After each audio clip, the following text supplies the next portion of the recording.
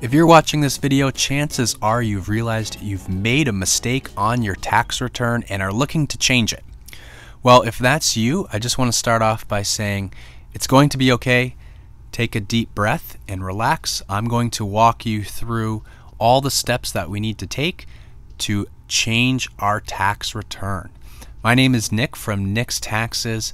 I am an accountant that specializes in Canadian and US tax, and today I'm going to walk you through how to change a Canadian tax return. Now, for the tax year 2019, I do want to point out that the original due date to file your taxes is April 30th, but that has now been extended. So we have until June 1st, 2020 to file our tax return. And if you have a balance owing on the return, you can wait and pay that by September 1st without any penalties. So with that being said, if you have realized you've made a mistake on your tax return and have already sent it into the CRA and you're looking to make a change, I want to start off by saying you do not need to file another tax return. You need to wait until you receive your notice of assessment before asking for any changes on the return. And this is because the CRA will often fix the return on your behalf. Most likely, if you have some type of input error or if you forgot to add a slip, the chances are high that the CRA already has this information on file for you and will automatically add this information to your return and adjust it accordingly.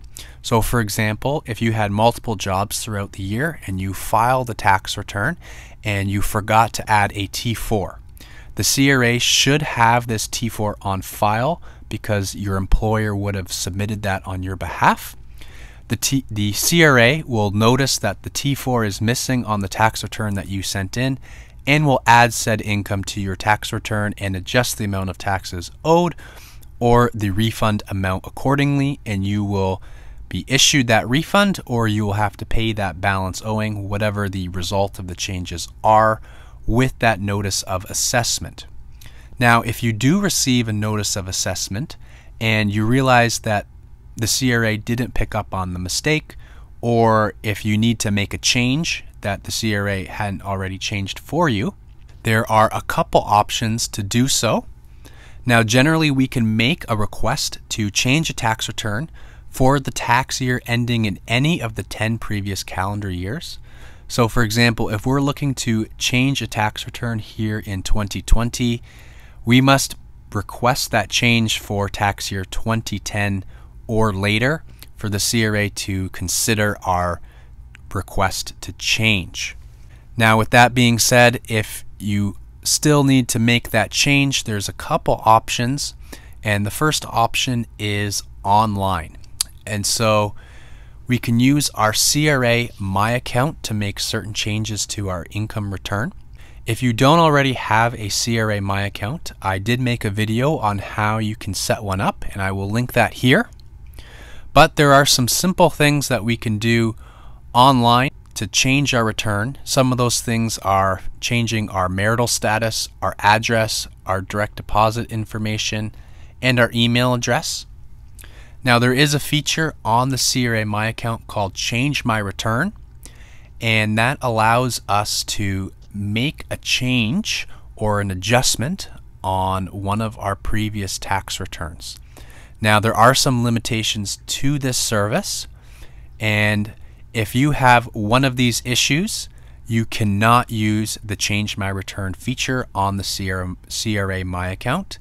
These changes are the following: either a return that has not already been assessed, a return that has been reassessed 9 times already, a bankruptcy return, a tax return prior to the year of bankruptcy, carryback amounts such as capital loss, a return of an international or non-resident person, if you're making a change on the split pension amount, or a return where you have income from a business with a permanent establishment outside of your province or territory of residence, or if you had a return that was filed by the CRA under subsection 152 7. If you have any of those cases which I just mentioned, you will need to paper file your adjustment, and I will get to that shortly. But there is another online option before we have to resort to mailing our returns, and that is called the ReFile. Now, if you have previously filed electronically, you might be eligible to do the ReFile, and that's to basically refile and electronically file the tax return with the appropriate changes. So if you used a certified Netfile software such as a TurboTax in the past, you'll likely be able to use this ReFile feature, and this would be applicable for years 2020, 2019, 2018, or 2017.